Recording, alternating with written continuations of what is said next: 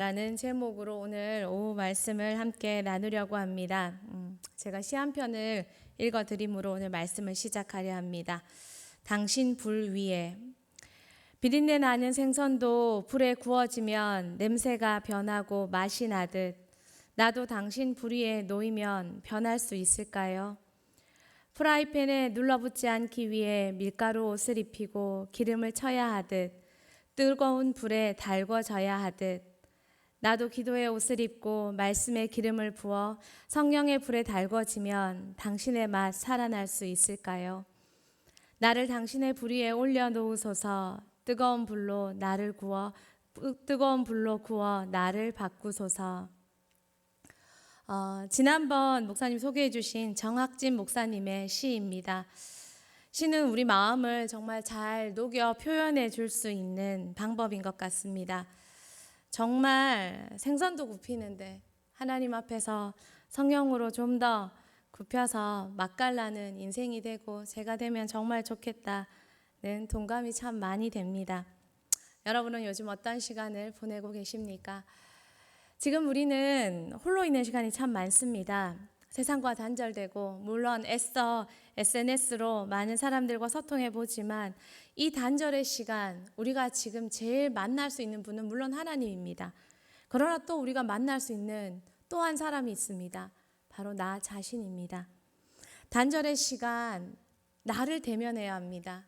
내 신앙이 어떤 모습이었고 내가 어떤 사람이었는지 그리고 이 단절의 시간 격리의 시간이 나를 대면하고 하나님 앞에 나를 발견할 때 우리는 최고의 기회를 얻을 수 있는 시간이 됩니다.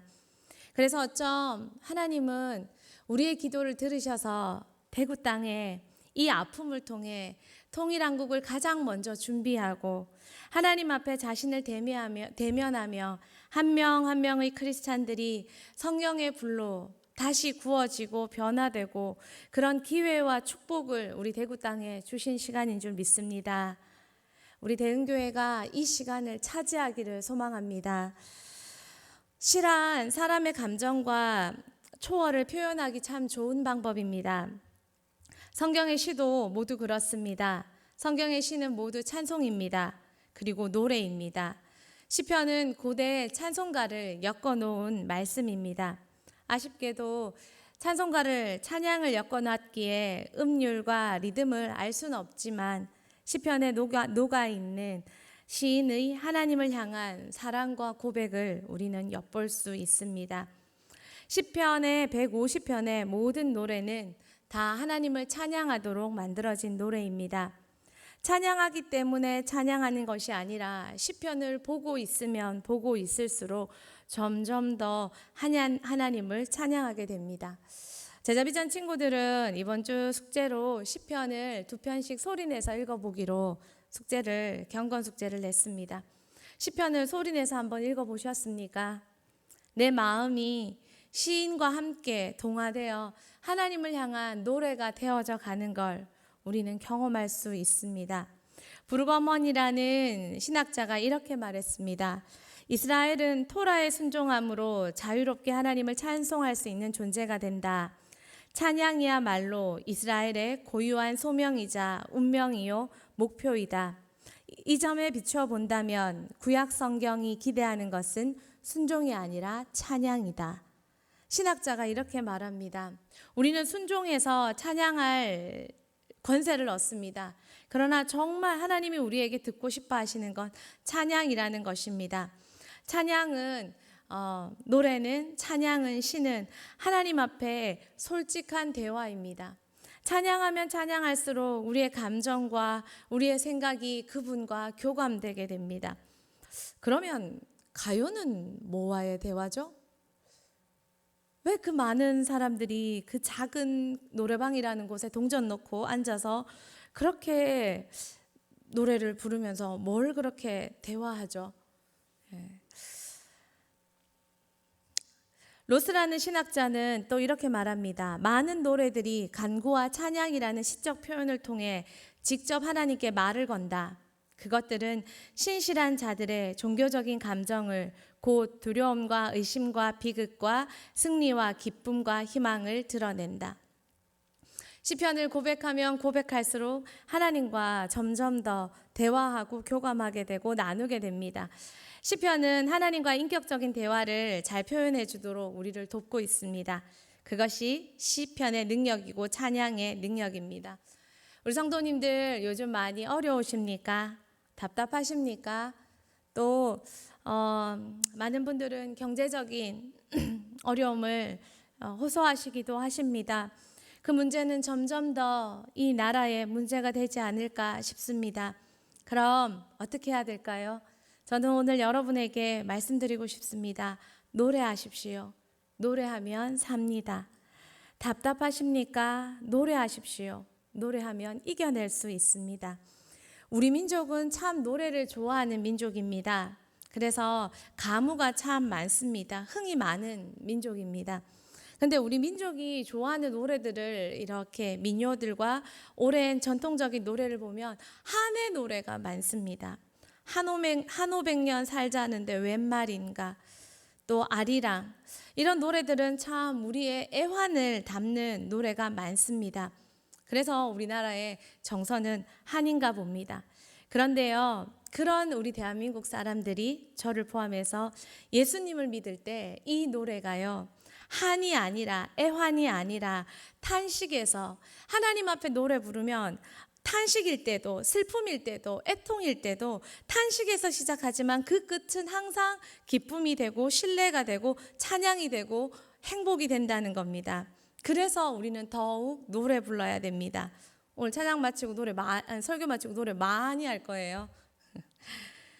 오늘 우리가 읽은 시편 34편 다윗이 지은 노래입니다. 근데요, 이 노래 지어 부를 때 다윗의 상황이 참 안타깝습니다. 여러분 성경책 가지고 계시죠? 34편 옆에 뭐라고 적혀 있는지 한번 읽어보시겠습니까? 뭐라고 적혀 있어요? 다윗이 아비멜렉 앞에서 미친 채 하다가 쫓겨나서 지은 시라고 이렇게 시편에 가제가 적혀 있습니다. 아비멜렉이라는 말은 블레셋의 왕을 지칭하는 말입니다. 블레셋 왕 이름이 아니고 이집트의 왕을 파라오라 하듯이 다윗이 블레셋 왕 앞에서 미친 척하다가 살아왔습니다. 그래서 다윗이 기뻐하며 부른 노래입니다. 사무엘상 21장에 그 배경의 이야기가 있습니다. 다윗이 사울에게 쫓겨다녔습니다. 그리고 쫓겨다니다가 노베에 있는 제사장 아히멜렉에게 갔습니다. 그리고 거기서 그의 도움으로 먹을 것과 또 심과 그리고 아히멜렉이 그에게 골리앗의 칼까지 주었습니다. 그리고 왔는데 어떻게 됐습니까? 사울이 제사장마저 다윗을 숨겨주었다고 죽였고 그의 가족과 가문을 다 죽여버렸습니다. 여러분, 다윗이 이제 이스라엘 땅 안에서 도망갈 데가 없어요. 마치 확진자들이 정말 이렇게 갈 곳이 없어서 나는 지금 걸렸지만 또 다른 사람을 보호해주기 위해서 스스로 격리해서 자신 홀로 계시는 그 모습처럼 다윗이 마치 무슨 전염병 환자처럼 그를 만나는 사람들은 다 사울이 죽여버리니 다윗이 갈 곳이 없어요. 그러니까 다윗이 도망하다가 이제 블레셋까지 도망을 왔습니다. 블레셋까지 도망을 왔는데 왕과 블레셋의 장수들이 다윗을 알아봤습니다. 저 사람 우리 골리앗을 죽인 사람이다. 그를 알아봤습니다. 우리 사무엘상 21장 11절 같이 한번 읽어보도록 하겠습니다. 아기스의 신하들이 아기스에게 말하되 이는 그 땅의 왕 다윗이 아니니이까 무리가 춤추며 이 사람의 일을 노래하여 이르되 사울이 죽인 자는 천천히요 다윗은 만만이로다 하지 아니하였나이까 한지라. 네, 자기 홀로 이렇게 도망 왔는데 자기 적진에서 자신을 알아봤습니다. 자신은 바로 그들의 명장 골리앗을 죽인 바로 원수였습니다. 다윗이 어떻게 할까요? 이제 블레셋 앞에서도 그 장수들 앞에서도 자신이 살 방법이 없었습니다. 그래서 다윗이 미친 채를 했습니다. 사무엘상 21장에 보면 침을 질질 흘리며 그 수염에 침이 흘러내릴 정도로 그렇게 미친 행동과 모습을 했다고 성경은 말합니다. 그 마음이 어땠을까요? 얼마나 미친 죄를 잘했는지 13절에 이 글을 보고 있던 사람들이 이렇게 말합니다. 같이 보겠습니다. 그들 앞에서 그의 행동을 변하여 미친 채하고 대문짝에 거적거리며 침을 수염에 흘리매. 네. 그러자 그 사람들이 그렇게 행동합니다. 우리 14절 15절 또 같이 한번 읽어보도록 하겠습니다. 21장 14절 15절 말씀입니다.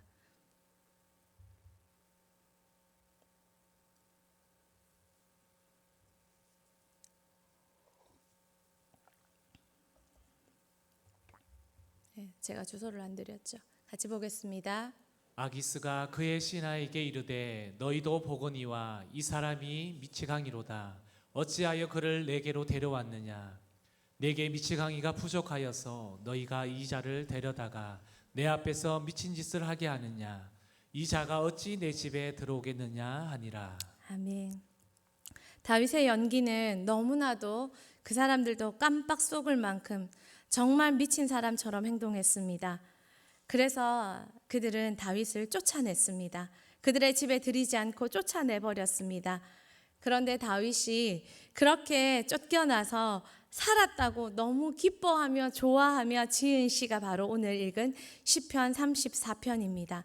자신의 인생의 가장 비참한 시간, 사람들에게 살기 위해 미친 척 해야만 살 수 있는 그 시간에 다윗이 그 와중에서도 나는 살았다고 기뻐하며 그가 했던 행동이 뭐냐면 하나님을 노래하는 것입니다. 하나님의 선하심과 하나님의 돌보심을 노래하는 것입니다. 우리 시편 34편 8절 말씀 같이 한번 보도록 하겠습니다. 너희는 여호와의 선하심을 맛보아 알지어다. 그에게 피하는 자는 복이 있도다. 아멘. 재밌죠? 선하심을 맛보아 알지어다. 그에게 피하는 자는 복이 있도다. 하나님께서 나를 도와주셔서 그가 복이 있다는 복된 사람이라는 거예요. 하나님이 도와주셔서. 그러면서 말해요. 하나님의 선하심을 맛보아 알지어다. 백문이 불여일견이라는 말이 있습니다.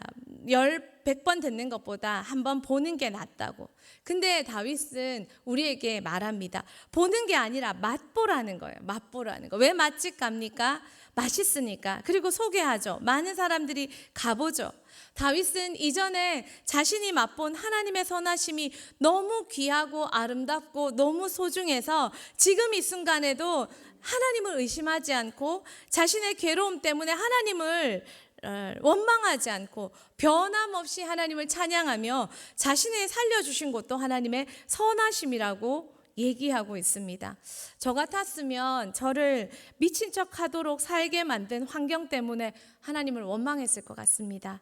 또 나 도와줬다고 죽은 제사장 때문에 미안해하며 고통스러워하며 하나님을 원망했을 것 같습니다. 하지만 다윗은 내가 미친 척해도 살 수 있도록 도와주신 환경이 아니라 여전히 변함없이 자신의 정말 세밀한 손이지만 자신을 붙잡고 계신 하나님의 손을 봤습니다. 그리고 그 하나님의 손 때문에 하나님을 찬양하고 있습니다. 또 다윗이 외칩니다. 우리 10절 말씀 같이 한번 다시 읽어볼까요? 젊은 사자는 궁핍하여 줄일지라도 여호와를 찾는 자는 모든 좋은 곳에 부족함이 없으리로다. 아멘. 젊은 사자는 궁핍하여 줄일지라도 여호와를 찾는 자들에게는 부족함이 없다고 다윗은 말합니다. 자신을 누구보다 낫다고 지금 말하고 있습니까? 젊은 사자요. 여러분, 젊은 사자가 굶어 죽을 일이 있습니까? 없어요. 젊은 사자는 힘과 능력과 모든 것이 최고로 가진 그 동물의 세계의 능력자입니다. 그런데 그런 사자라도 줄일 경우가 있을지라도 자신에게는 지금 이 상황에 부족함이 없다고 말합니다. 이것이 다윗의 고백이고 노래입니다. 또 봅시다. 17절에 다윗이 고백합니다. 같이 보겠습니다. 의인이 부르짖음에 여호와께서 들으시고 그들의 모든 환난에서 건지셨도다. 아멘. 자기가 부르짖었대요. 미친 척하면서 기도했대요. 하나님 도와주세요. 하나님 살려주세요. 그랬더니 자기의 기도를 들으셨대요. 그러면서 다윗이 고백합니다. 모든 환난에서 나를 건지셨도다. 19절에 다윗은 이렇게 고백합니다. 19절도 같이 보겠습니다. 의인은 고난이 많으나 여호와께서 그의 모든 고난에서 건지시는도다. 아멘. 하나님, 왜 고난이 많아요? 왜 이렇게 어려워요? 왜 이렇게 안 돼요? 가 아니라 의인은 고난이 많으나 여호와께서 과거에도 그랬고 지금도 그랬던 것처럼 앞으로도 그 모든 고난에서 건지신다고 기뻐하고 있습니다. 그래서 그는 노래합니다. 내 상황을 노래하는 애환의 노래가 아니라 한의 노래가 아니라 자신의 상황과 처지가 아닌 그 상황에서도 함께하고 계시는 하나님을 노래하고 있습니다. 이것이 다윗의 노래입니다. 여러분은 지금 어떤 고백을 여러분의 인생과 여러분의 삶터에서 하나님 앞에 쏟아내고 계십니까? 저는 저 자신을 요즘 참 많이 묵상합니다. 저의 말, 저의 행동, 저의 삶, 저의 신앙. 사람들과 단절되니 저는 참 심각하게 사역해야 될 또 한 사람을 만났습니다. 바로 저 자신입니다. 그러면서 다윗을 만날 때 왜 이렇게 차이가 많이 날지, 왜 이렇게 다를지 참 많이 살펴봅니다. 다윗은 저보다 더 많은 고난을 가졌습니다. 다윗은 이 대구 땅보다 더 많은 어려움을 겪었습니다. 그런데 다윗은 그 어려움 속에서도 환경과 어려움이 아니라 하나님을 기뻐하고 노래하고 있습니다. 골리앗의 전투에서 다윗은 승리함으로 일약 스타가 되었습니다. 백성들이 그를 칭송하며 하루아침에 그를 높여주었습니다. 또 사울의 아들 왕자였던 요나단도 그를 사랑하며 그를 얼마나 도와줬는지 모릅니다. 인생 조금 살만해졌는 것 같습니다. 하나님의 기름 부으심이 이때를 위한 것인지 그가 생각할 뻔했습니다. 그런데 바로 그때 그를 시기하고 질투하는 미친 왕 사울이 나타났습니다. 그리고 사울은 다윗을 죽이려고 혈안이 되어 다윗의 인생을 하루아침에 바꾸어 버렸습니다. 평민으로 있다가 일약 스타가 되었다가 이제 미친 왕에게 쫓겨 어디든 갈 수 없는 상황이 된 그런 다윗. 그러나 그는 양치기 때에도 하나님 앞에 노래 불렀고 지금도 도망 다니지만 하나님 앞에 노래 부르며 자신의 삶을 변함없이 살아가고 있습니다. 우리에게 특별히 하나님이 주신 시간입니다. 이 시기에 우리가 노래해야 할 때입니다. 이전에도 여러분의 상황에서 환경에서 노래하셨다면 지금도 우리는 노래해야 합니다. 무엇을요? 지금도 이 순간에 우리와 함께 하시는 하나님의 은혜를 말입니다. 여러분 그거 못 느끼십니까? 저는 요즘 그걸 참 많이 느낍니다. 물론 인터넷으로 떨어져서 여러분 한 사람 한 사람을 볼 수 없지만 저 개인이 하나님 앞에 독대하며 말씀 보며 앉아 있을 때 하나님께서 폭포수같이 특별한 은혜를 대구 땅에 고립된 대구 땅에 부어주시는 은혜를 정말 많이 누리고 있습니다. 그래서 사람들이 대구 괜찮아요? 대구 사는 거 어때? 딴 지역에 와 있지? 할 때 아니요. 대구 땅에 고립된 것이 아니라 은혜로 더 풍성한 시간, 하늘 문이 열려서 더 많은 축복의 시간을 보내고 있는 것을 누리게 됩니다. 그 축복의 첫 단계가 저는 저의 대면입니다. 저의 직시입니다. 저의 부족한 모습의 살펴봄입니다. 그러면서 하나님 앞에 회개하며 기도하며 저 자신의 애환의 노래를, 그렇지만 변함없는 하나님의 도우심과 승리의 노래를 부르고 있습니다. 여러분은 어떤 노래를 부르고 계십니까? 여러분은 어떤 삶을 살고 계십니까? 지금 우리는 위기이자 기회입니다. 어떤 기회입니까? 이 환난 때 하나님께 믿음을 보일 수 있는 기회입니다. 모두가 환난이라 말하지만 믿음으로 하나님 앞에 여전히 신뢰함으로 나아갈 수 있는 믿음을 보일 수 있는 기회입니다. 또 이 환난 때 하나님과 더 돈독해지는 시기입니다. 하나님은 어려움을 주셨다면 그 어려움을 이길 수 있는, 감당할 수 있는 그만큼의 더 큰 은혜와 능력을 주시는 때입니다. 그래서 우리는 하나님을 더 많이 차지할 수 있는 시간입니다. 또한 우리는 이때 하나님을 신뢰함으로 격리됨으로 더 많이 신앙을 준비하고, 우리 친구들은 더 많이 실력을 준비하고 더 많이 내실을 준비하고 심령이 강한 자로 준비되어서 분명 코로나 시기가 좀 지나가면 하나님의 놀라운 역사가 이 대한민국 땅과 북한 땅에 일어날 것입니다. 그때를 준비해서 가장 먼저 준비되는 저와 여러분, 대은교회 성도, 대구 시민 모두가 되기를 소망합니다. 신천지에 붙잡혀 있는 사람이 24만입니다. 누가 책임집니까? 한국교회가 책임져야 됩니다. 책임질 심령이 있습니까? 책임질 믿음이 있습니까? 책임질 영성이 있습니까? 그들이 왔을 때 여러분 제자 훈련하며 그들을 변화시킬 능력이 여러분에게 있습니까? 준비해야 합니다. 내 자녀 살피고 내 건강 살피고 하셔야 하지만 그건 넘어 하나님의 시대와 하나님의 역사와 하나님의 능력을 준비하는 마음이 우리에게 있어야 합니다. 더 하나님 앞에서 기도합시다. 더 하나님 앞에서 예배합시다. 더 하나님 앞에서 노래합시다. 그래서 이 시간을 하나님 앞에 최고의 기회로 붙잡는 대은교회 모든 성도님들 되기를 축복합니다. 우리 같이 찬양하겠습니다.